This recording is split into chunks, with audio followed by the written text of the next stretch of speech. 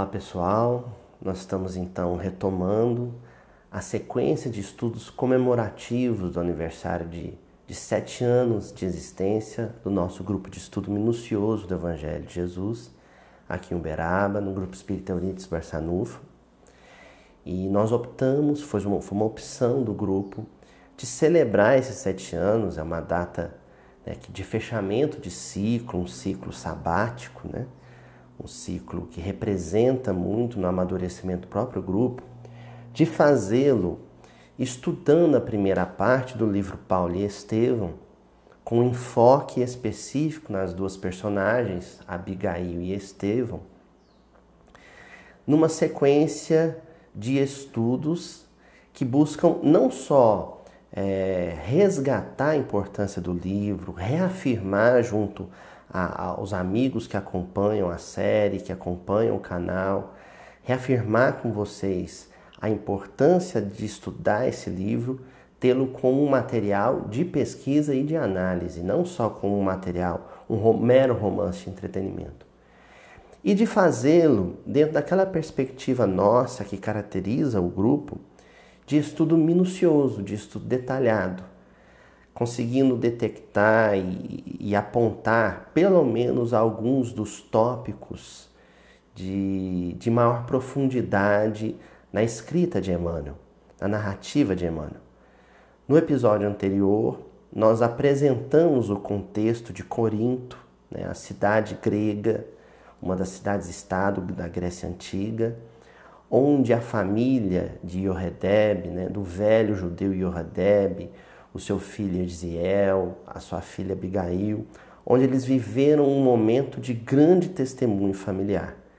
Então, a experiência dolorosa dessa família, circundada por um contexto de profunda instabilidade social, política, de opressão romana sobre a população local, em especial sobre a comunidade hebraica da diáspora, a comunidade hebraica helenista, que se encontrava ali na cidade de Corinto.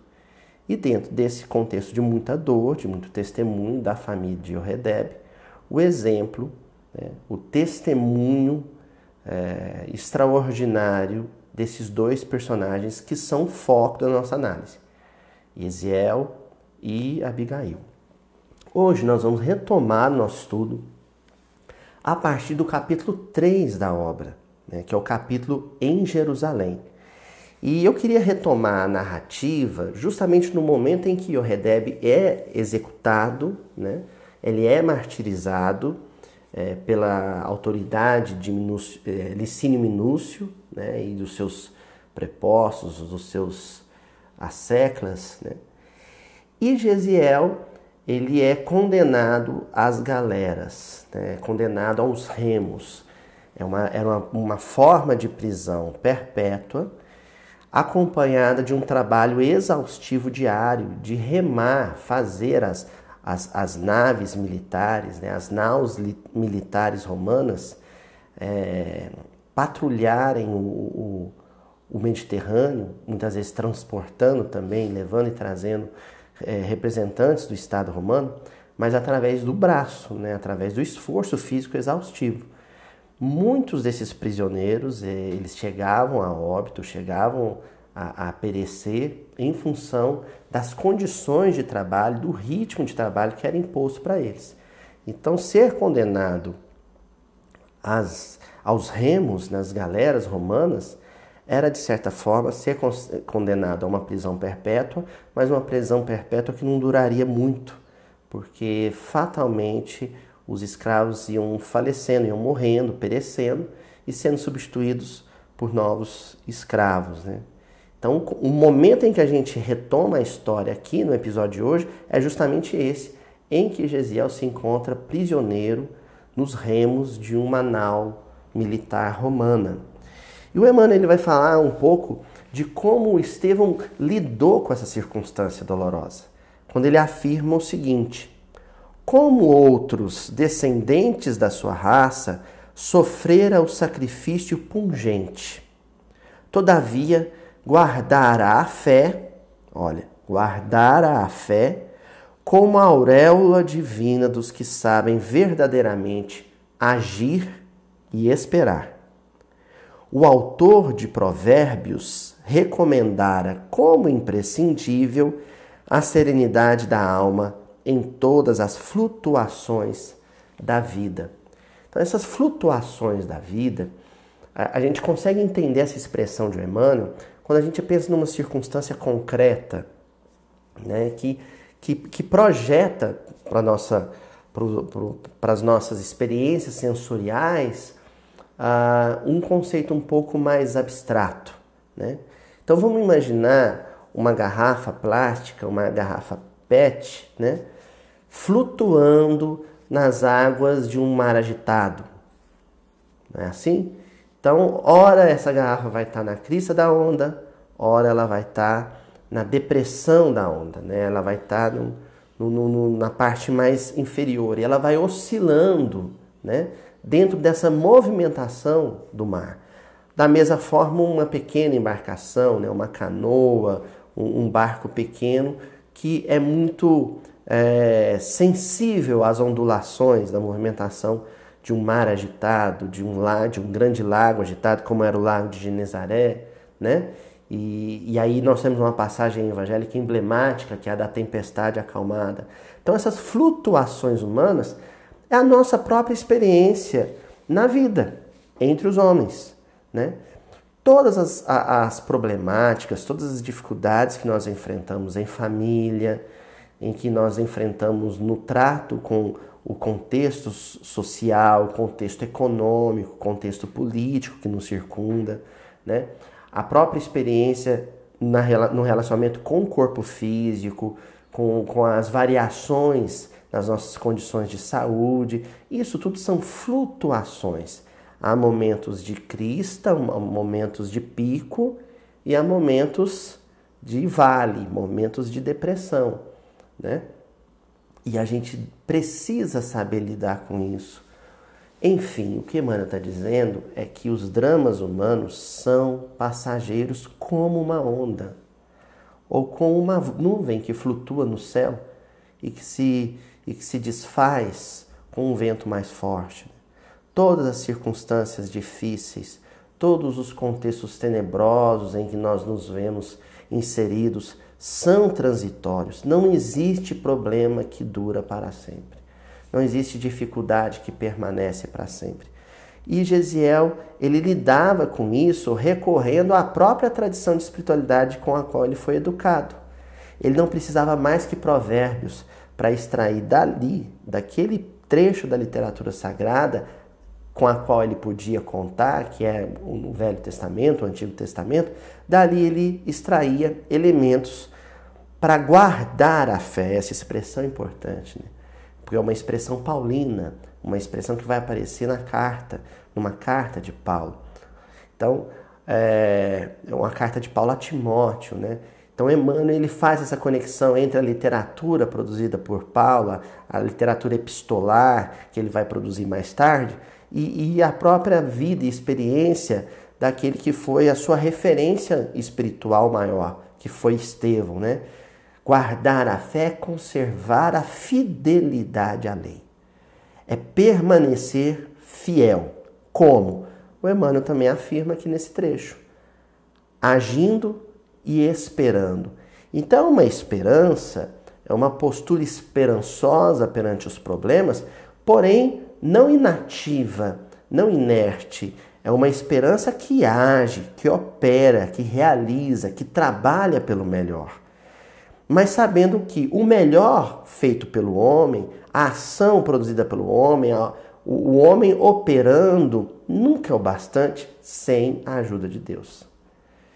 E aí a esperança é aquele sentimento que conta com Deus em tudo, o tempo todo, enquanto o espírito de serviço opera em favor do melhor. O melhor para si, o melhor para os familiares, o melhor por aqueles que mais ama, o melhor pela humanidade, inclusive o melhor pelo adversário, pelo inimigo, né? E aí o que vai acontecer é que nessa experiência, né, de flutuação humana em que Gesiel vivia como escravo, atado aos remos, mas sabendo que a vida não seria aquilo para sempre, né?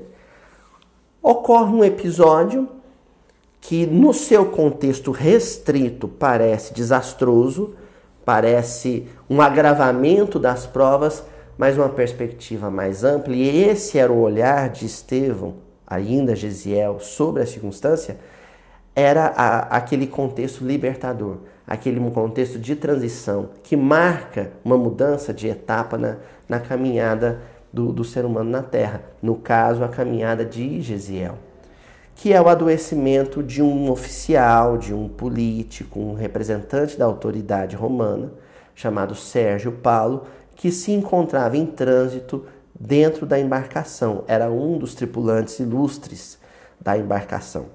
O Sérgio Paulo ele apresenta uma enfermidade infecciosa, contagiosa, e não poderia ser abandonado à própria sorte por aqueles outros romanos ilustres que se encontravam no navio, mas também nenhum deles se via em condições morais para renunciar ao próprio bem-estar em favor do bem-estar de um irmão.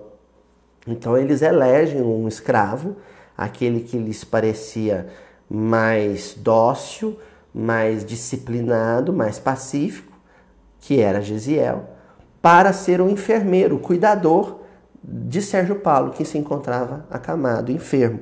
E aí o Emmanuel vai dizer assim: e a partir daquele momento, consagrou-se ao enfermo, Sérgio Paulo, com todas as reservas da sua afetividade.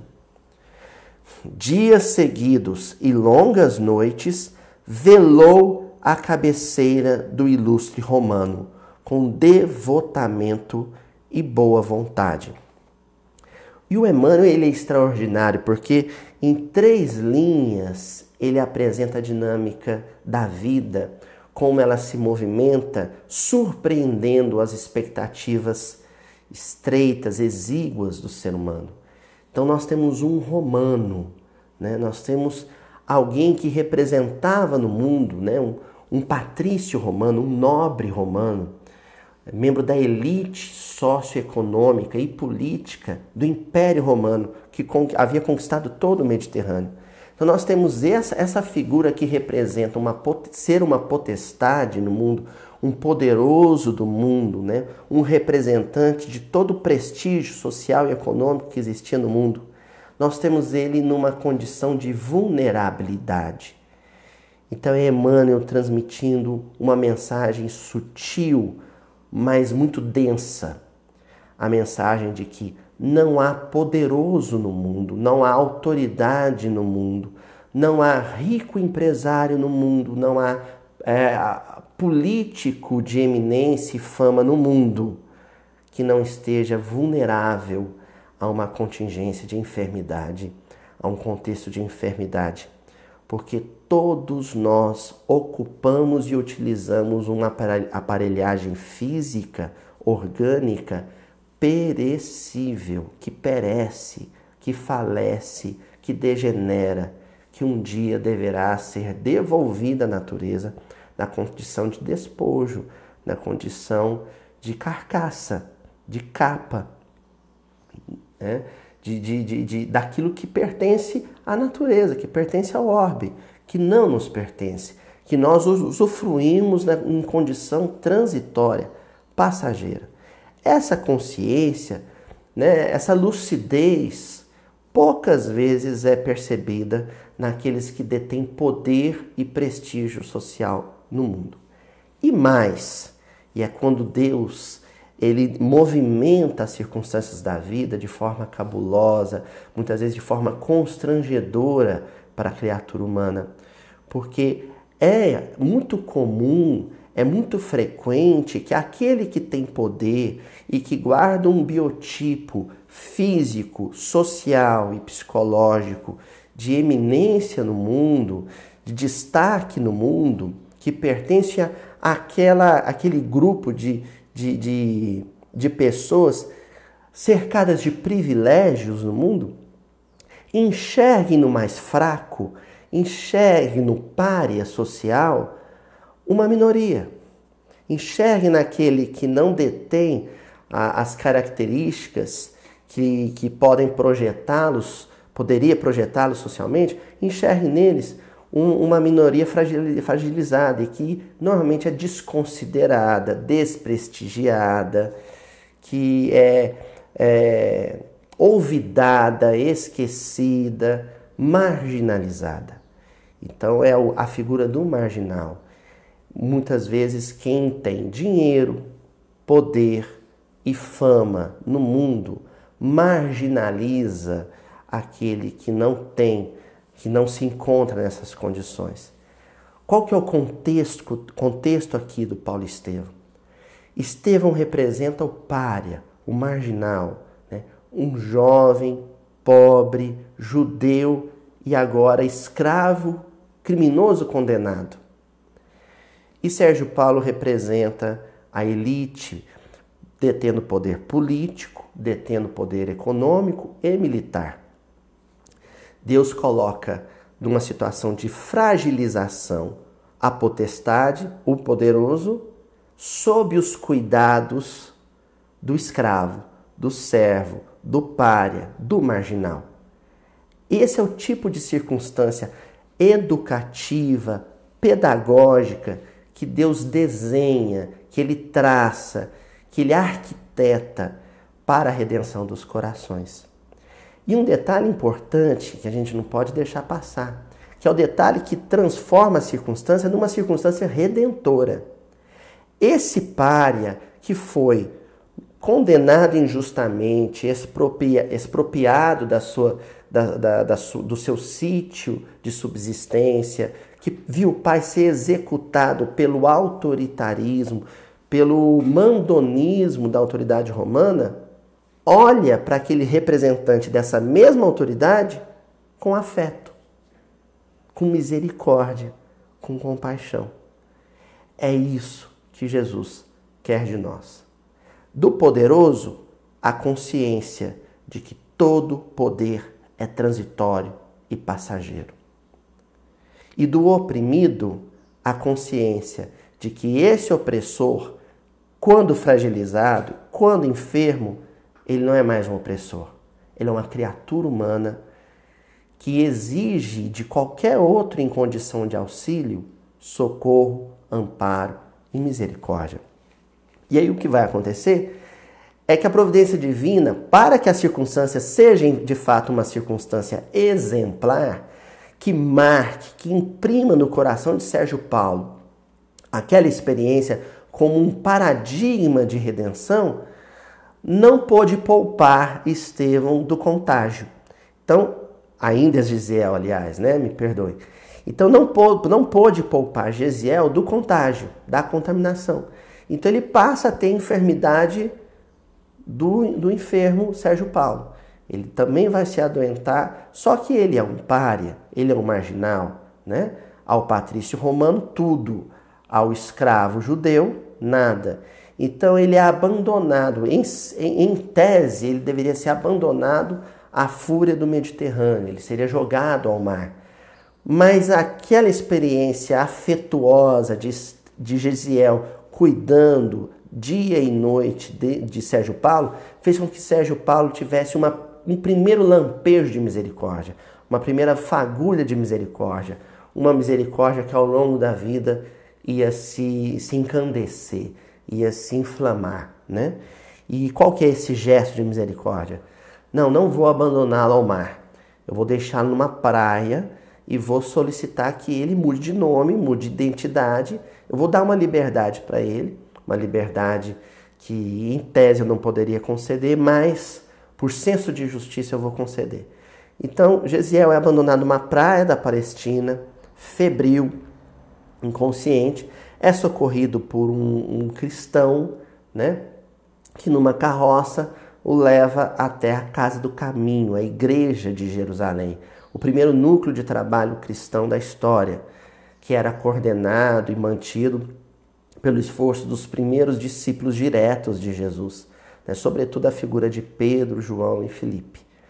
E Estevão, então, e Gesiel ainda, perdão mais uma vez, Gesiel, então, da entrada, ele chega à casa do caminho na condição de enfermo, que é a condição que a maioria de nós chega até uma casa espírita, chega até um templo católico, chega até um templo protestante, enfermos, fragilizados, porque essa é a condição ideal para que o nosso espírito, para que o nosso psiquismo esteja curvado diante de Deus, esteja predisposto às mensagens da Boa Nova.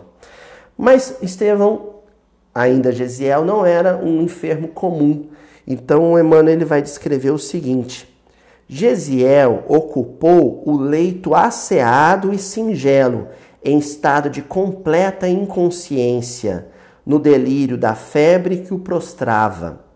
Suas palavras desconexas, entretanto, revelavam tão exato conhecimento dos textos sagrados que Pedro e João se interessaram de modo especial por aquele jovem de faces macilentas e tristes. Mormente Simão passava longas horas entretido em ouvi-lo, anotando-lhe os conceitos profundos, embora filhos da exaltação febril. Então, olha que coisa curiosa. Em estado febril, Gesiel delirava. Ao delirar, ele dava voz, ele dava expressão, ele tornava audível, ele tornava conhecido daqueles que o acompanhavam, que cuidavam dele, coisas que estavam adormecidas em nível inconsciente. O inconsciente aflora ali. Só que ao ter o inconsciente aflorado, o que se vê são flores de espiritualidade. Primeiro, um conhecimento exato das Escrituras, um entendimento nobre, divino, luminoso das Escrituras, e não um entendimento parcial ou distorcido das Escrituras. Isso já encantou João e Pedro. Poxa vida, ele conhece só o Velho Testamento, pensava João e Pedro. Ele conhece só o Velho Testamento, mas tem um conhecimento e entendimento do Velho Testamento que consegue assimilar a essência do próprio cristianismo, da própria mensagem de Jesus. E isso está no inconsciente. Eu gosto sempre de lembrar, nas nossas reuniões no salão, daquela orientação de Calderaro sobre a casa mental, de que aquilo que está no primeiro patamar, no patamar térreo da nossa casa mental, é aquilo que é o inconsciente, é aquilo que deve permanecer adormecido, que a gente deixa ali porque é obscuro, porque é sombrio, e que precisa ficar ali adormecido, latente. Acontece que o inconsciente de Gesiel estava repleto de luz. O inconsciente, aquilo que havia de mais adormecido nele, era justamente aquilo que havia melhor, que deveria aflorar, que as circunstâncias novas na Palestina faria vir à tona, faria se tornar conhecido, que é justamente o seu entendimento da lei. E aí então Emmanuel diz que Simão, admirado de tanto conhecimento dos sagrados textos, terminou dizendo: vou buscar-te os textos novos. São as anotações de Levi sobre o Messias divino. Os companheiros me procuraram, falando: poxa vida, mas você vai fazer um mês de estudo do Paulo Estevão, nós queremos continuar estudando o livro de Mateus, nós vamos continuar estudando o livro de Mateus, e não vai ser nos próximos meses só, não. Vão ser os próximos anos, talvez as próximas décadas. Vamos continuar estudando o livro de Mateus até esgotá-lo. Acontece que os manuscritos de Levi, as anotações de Levi, que são o proto-evangelho de Mateus, as bases escritas daquele evangelho de Mateus mais denso, mais completo, que vai sendo adensado e enriquecido pelos grandes servidores da Boa Nova no primeiro século, e que é o texto original grego que nós utilizamos no nosso estudo, ele aparece no livro Paulo Estevão quase que como um personagem que vai saltando de mão em mão, que vai parar nas mãos primeiro de Gesiel, que vai parar nas mãos de Gamaliel, que vai parar nas mãos de Paulo, e que a princípio estava nas mãos de Pedro, despertando a espiritualidade profunda desses espíritos nobres. e sendo, de certa forma, enriquecida por eles, na condição de copistas, né, de adensadores da obra. Então, para nós que estudamos o livro de Mateus, que estudamos o Evangelho de Mateus, revisitar a obra Paulo e Estevão é estudar o contexto luminoso em que o livro que nós temos estudado nos últimos 7 anos foi composto. Daí a importância de pausar o estudo de Mateus e fazer uma sequência do estudo do livro Paulo e Estevão. Estudar o Paulo e Estevão não é um devaneio, não é sair da pauta. Pelo contrário, é reafirmar paradigmas, né, padrões, parâmetros de entendimento do livro de Mateus que estão contidos na obra Paulo e Estevão. Então aqui nós já vamos ver uma orientação da literatura de Emmanuel e especificamente na maneira como Gesiel vai lidar com o livro, com as anotações de Levi, que é basicamente o padrão orientativo para qualquer um de vocês que queira organizar um grupo de estudo do livro de Mateus. E dentro da metodologia do estudo minucioso ou do miudinho, conforme a gente tem feito aqui em Uberaba nos últimos 7 anos. Porque o Emmanuel vai dizer assim: e em breves minutos, o apóstolo que lhe punha nas mãos os pergaminhos do Evangelho. O apóstolo lhe punha nas mãos os pergaminhos do Evangelho, as anotações de Levi, ou o proto-evangelho de Mateus. Gesiel não leu, devorou. Não leu, devorou. Então aqui a primeira orientação geral: conhecer a literatura escrita. Ter um conhecimento literário da obra, né? Não se começa um estudo minucioso do Evangelho de Mateus sem que o grupo, mas sobretudo o tutor, o mediador, o orientador do trabalho, o coordenador do trabalho, tenha um conhecimento literário das Escrituras, as tenha lido, né? Então, na primeira fala de Emmanuel sobre Gesiel na Casa do Caminho, ele afirma que Pedro e João ficou surpreso com o conhecimento exato que Gesiel já tinha do Velho Testamento. E quando o Novo Testamento chega às mãos dele, a primeira providência dele é ler. Conhecer o texto, conhecer a história de Jesus, saber o que Jesus fez, o que ele disse, o que deixou de fazer, né? E continua.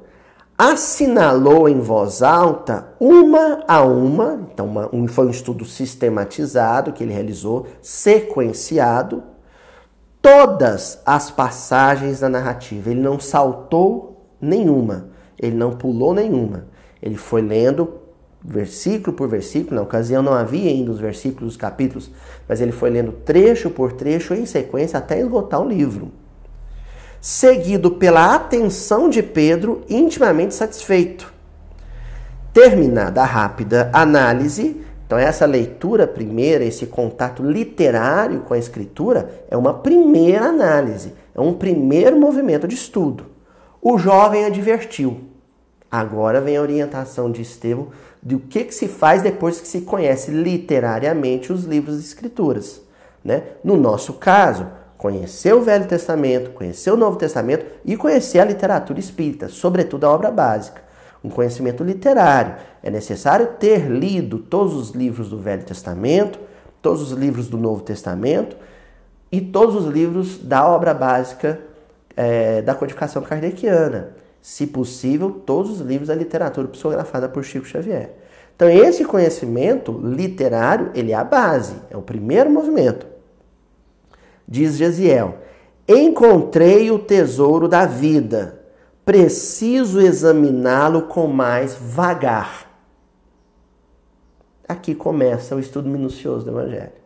Agora que ele tinha um conhecimento basilar, fundamental, de alicerce, é que ele ia se lançar ao estudo detalhado, minucioso, né, vagaroso das obras. Que é o que a gente tem feito nos últimos 7 anos aqui, e que a tradição de estudo aqui em Minas Gerais começou há mais de 40, 50 anos atrás, né, com o trabalho dos pioneiros do estudo minucioso do Evangelho em Belo Horizonte, né, que não foi um trabalho pioneiro de estudo do Evangelho num contexto mundial, foi um trabalho pioneiro quando a gente pensa no movimento espírita, sobretudo no movimento espírita mineiro, né? Que é esse estudo vagaroso, pormenorizado, sem pressa.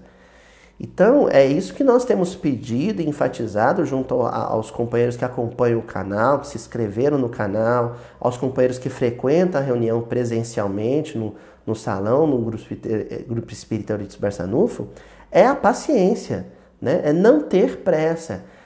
Nós sabemos que nós vamos paulatinamente, detalhadamente estudando os versículos um a um e às vezes nos detendo em um versículo por várias reuniões e às vezes pausando o estudo dos versículos para realizarmos estudos de obras que são fundamentais no entendimento da obra de Mateus, do livro de Mateus.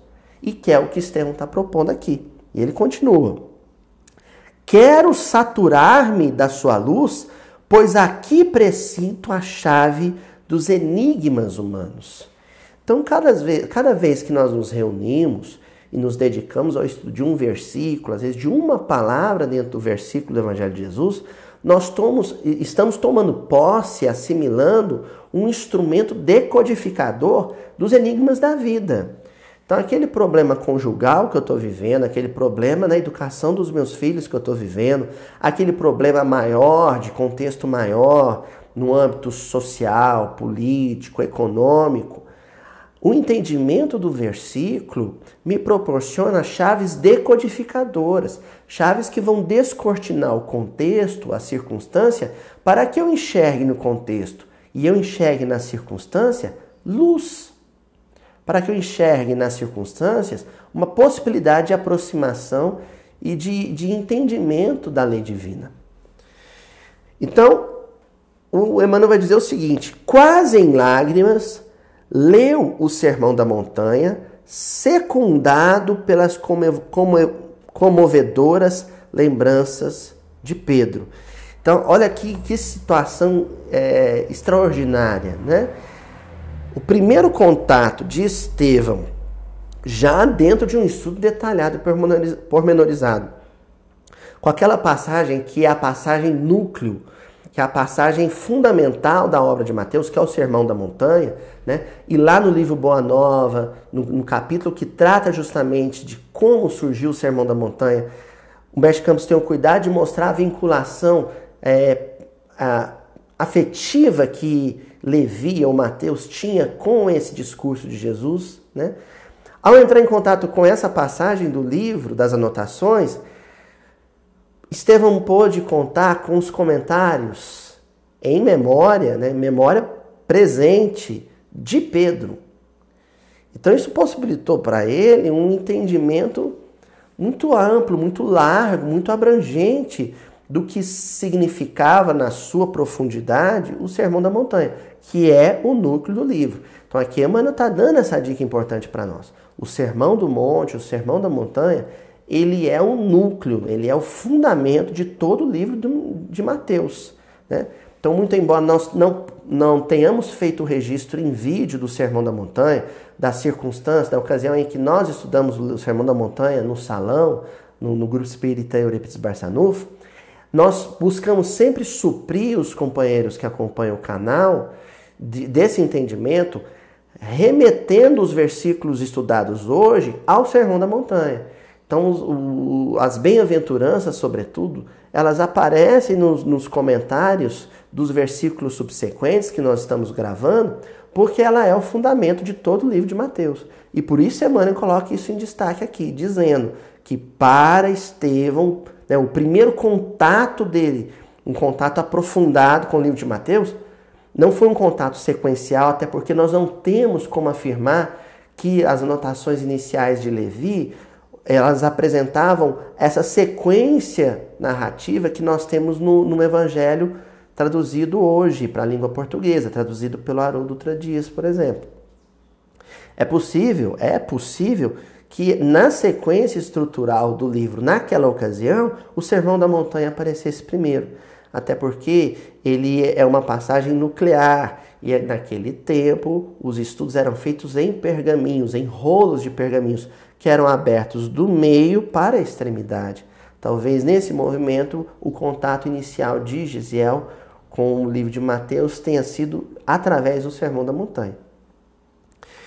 E aí então nós entramos no capítulo 5 da obra, né? Que é a pregação de Estevão.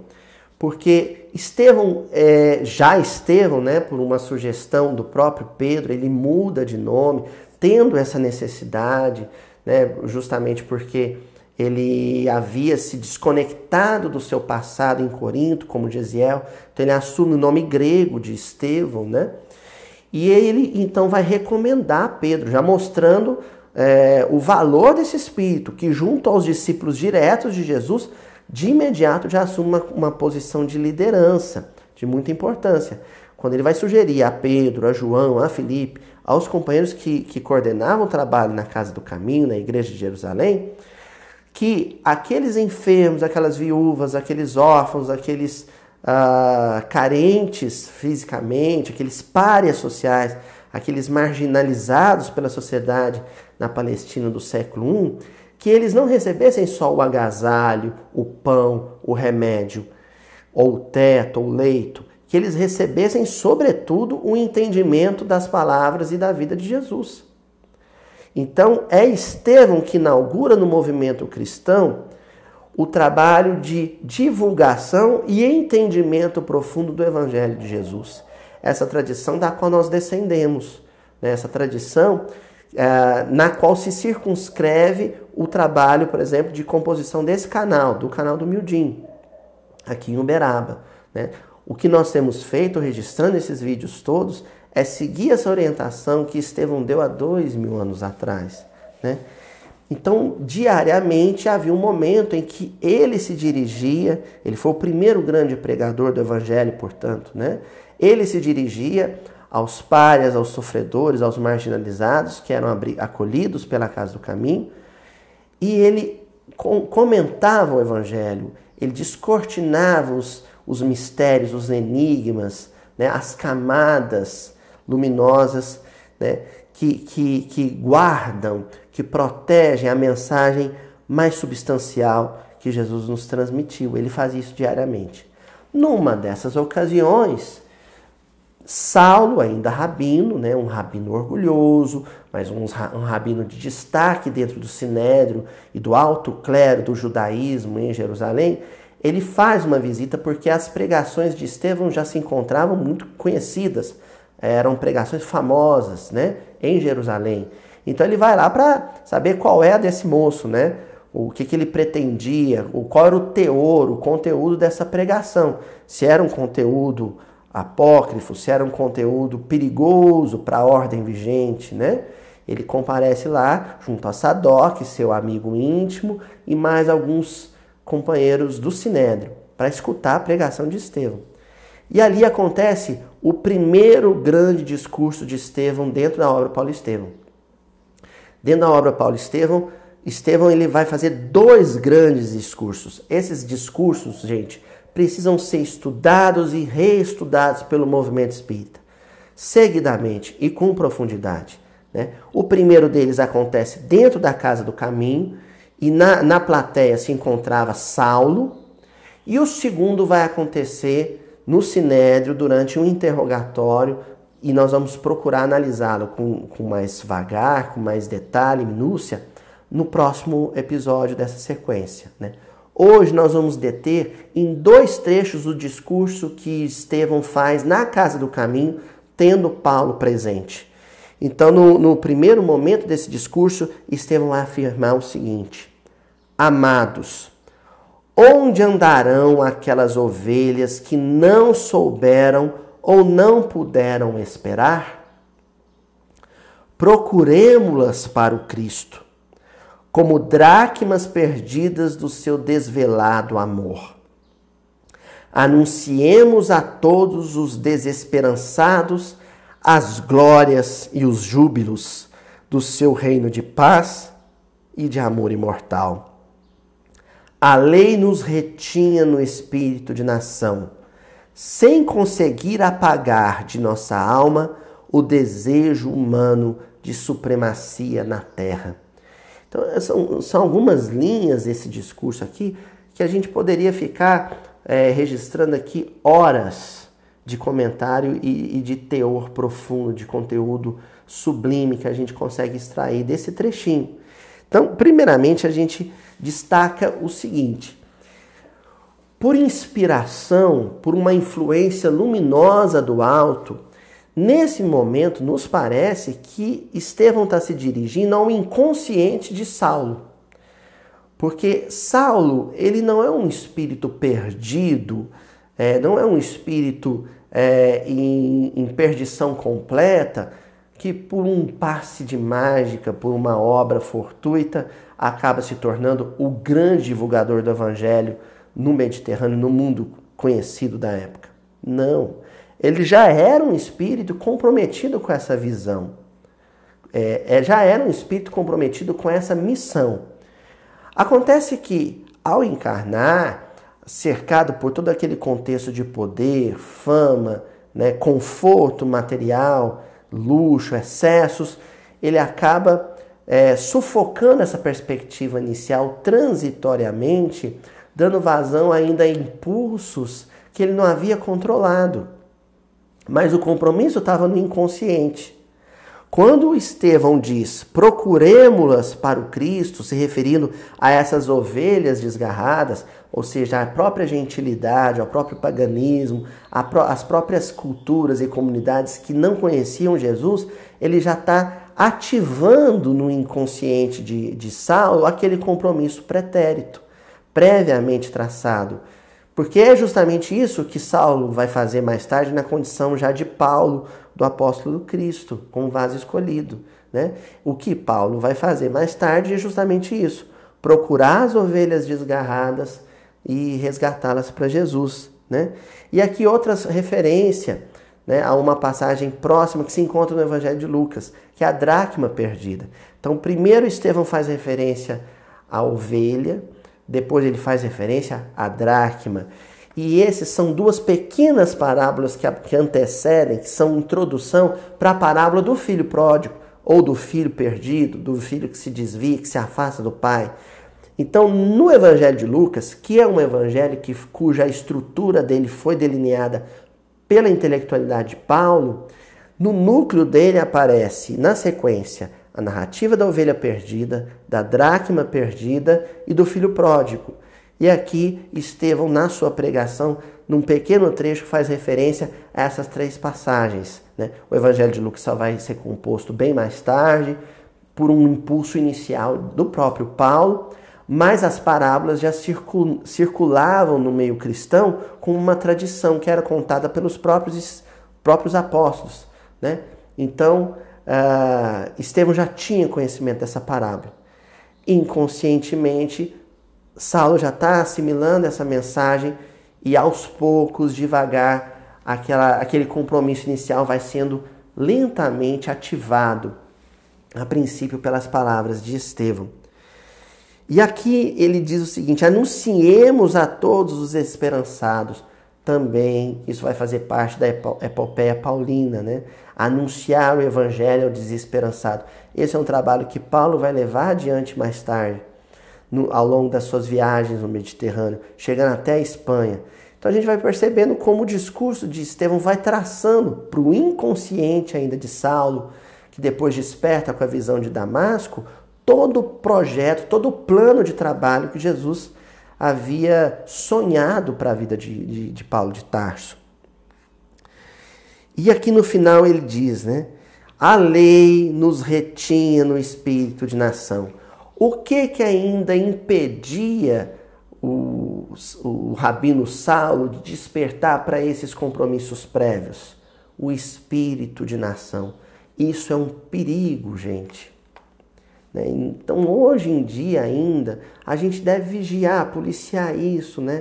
A pátria verdadeira do Espírito é a pátria do Evangelho. É ali que nós nos devemos sentir acolhidos pelo coração de Jesus.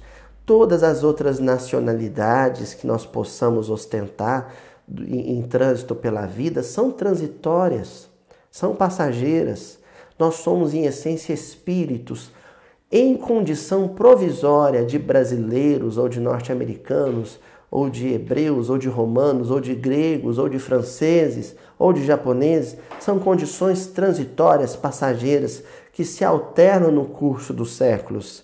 Então, qualquer espírito nacionalista, impulso nacionalista, em que a gente se crê, por ser provisoriamente brasileiro, melhor que qualquer outra nacionalidade ou cultura, esse culto à nação é muito perigoso. Ele está nas bases da queda de Paulo de Tarso, porque Paulo acreditava, quando ainda o rabino Saulo, que a sua condição de hebreu o colocava numa circunstância de ascendência sobre todos os demais povos e comunidades da terra. Talvez por isso ele abrace mais tarde o compromisso justamente com a gentilidade, para resgatar esse engano, para reafirmar em si a noção de família universal. E aí Estevão, ele avança e eu considero que é o ponto alto do discurso dele na Casa do Caminho e que é justamente o ponto que vai ferir o orgulho de raça, o orgulho nacional de Saulo e dos seus asseclas que se encontravam ali também. Quando ele diz assim: o Cristo edificou entre nós seu reino de amor e paz, sobre alicerces divinos. Sua exemplificação está projetada na alma humana com luz eterna. Quem de nós, então, compreendendo isso, poderá identificar no emissário de Deus um príncipe belicoso? Nós damos uma pausa aqui para pôr em destaque isso, um questionamento que Estevão faz. Quem de nós, com uma compreensão mais profunda do Evangelho, vai poder fazer uma associação entre o Evangelho, entre a figura de Jesus e a belicosidade e o espírito de uso da força e das armas como elemento de ordenamento da vida social? São duas coisas que não se harmonizam, que não podem caminhar juntas, né? O entendimento de que as armas e que o aparato militar e que a força e que o uso da violência e da força bruta é capaz de ordenar a vida social. Não é. É capaz apenas de promover a contenção. E toda contenção é provisória e passageira. Toda a sociedade só se renova quando ela é reeducada em suas bases de sentimento e de afetividade. E só um elemento é capaz de renovar o coração humano, que é a fonte de todo sentimento e de toda afetividade, que é o Evangelho de Jesus na sua pureza essencial. E a pureza essencial do Evangelho de Jesus é a brandura, é a ternura, é a misericórdia e o perdão. Isso é a essência do Evangelho. Não fazia parte do entendimento que os romanos tinham da sociedade, o entendimento que o farisaísmo tinha da sociedade, essa noção de um Messias meigo, doce, que educava e reordenava a vida, e tem feito isso há tantos milênios, através do acolhimento, através da visão de que a sociedade não é dividida em castas, de que a sociedade, na sua essência espiritual, é uma só, e que as nossas posições no mundo são passageiras, são transitórias, que devemos olhar para os nossos semelhantes, todos eles, em qualquer condição, como um irmão. Essa é a essência do Evangelho, e é isso que Estevão está apresentando para aquela assembleia, e sobretudo para os representantes do farisaísmo de Jerusalém, naquela pregação inicial. E ele continua dizendo: o Evangelho é amor, em sua expressão mais sublime. O Mestre deixou-se imolar, transmitindo-nos o exemplo da redenção pelo amor mais puro. Então é muito grave, é muito sério, é reviver enganos que nós cometemos, nós espíritas cometemos, ainda durante o período artificialmente convencionado como Idade Média ou Idade das Trevas, quando nós utilizávamos do Evangelho, do texto bíblico para justificar posturas de violência, posturas de segregacionismo, posturas de orgulho social ou de orgulho nacional. Nós cometemos esse erro. Fazê-lo hoje é recapitular enganos do passado, é não avançar, portanto. Então é muito grave, é muito sério. Quem faz isso assume um compromisso junto à justiça divina muito sério, de se utilizar de passagens do Evangelho, de se utilizar das palavras de Jesus, de se utilizar da vida de Jesus para justificar posicionamentos, né, de truculência social, de enfatização e de frisamento, de destaque da força bruta como solução ou remédio para qualquer mazela no convívio social. Isso é destacado no Evangelho segundo o Espiritismo quando os Espíritos falam sobre a figura do tirano doméstico, aquele, por exemplo, que usa da força bruta para estabelecer uma vida doméstica supostamente ordeira, né? E que ele se julga ser amado, mas não é mais do que temido. Então nós precisamos de uma sociedade que seguir pelo amor e não pelo temor. Abraçar no amor uma causa de vida social, né? Um paradigma de vida social é reviver Jesus nos dias de hoje.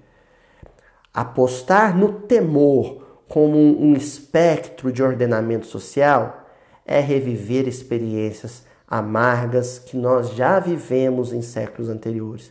Então esse questionamento de Estevão, ele é proposto para os dias de hoje.